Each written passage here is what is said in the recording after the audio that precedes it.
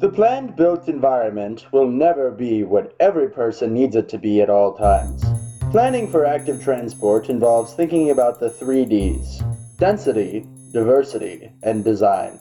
Here, we are in northeast Montreal, in the area surrounding the Rosemont Viaduct. This area includes favorable conditions for walkability, bikeability, and public transit. However, as we saw earlier, elements of its design fail to include the real ways people get from place to place. Northeast Montreal has a density of about 8,500 residents per square kilometer. Its density is visible through its accessible transit and a high concentration of homes and businesses. Density encourages people to use active transport by creating an engaging, interesting urban environment with a human scale.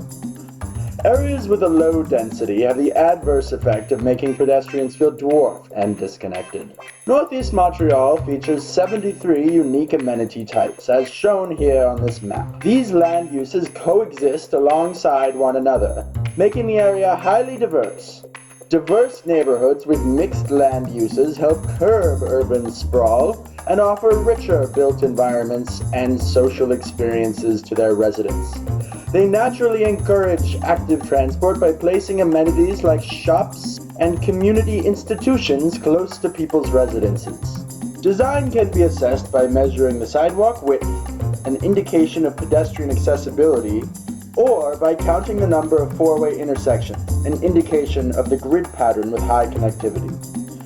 Neighborhood design is said to optimize the benefits of mixed land use planning. However, as demonstrated earlier, design matters less than density and diversity when it comes to active transport. Here is an example of citizens reappropriating the urban landscape to make it their own. This represents a phenomenon called informal urbanism, sometimes referred to as DIY urbanism. Generally, it refers to activities that planning cannot account for. In this instance, Montrealers have repeatedly cut holes into a fence to create a shorter, more convenient route from Little Italy to the heart of Mile End's commercial and office district. How can the city harness the insights they gain from instances of informal urbanism? Before taking the reappropriation of land into consideration, certain preconditions regarding the density, diversity, and design must be met. First, planners must promote diversity through land use mix within a neighborhood. Northeast Montreal exemplifies a diverse neighborhood, with apartments above shops, restaurants, and all sorts of services. Second, cities should focus on increasing the density of homes, jobs, and other amenities inside of neighborhoods. The closer different things are to one's home, the more likely one is to walk there instead of driving.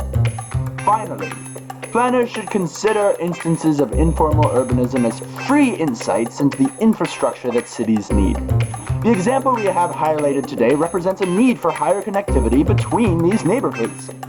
The high pedestrian flows along this informal path indicate that residents would benefit from a formal crossing in this location.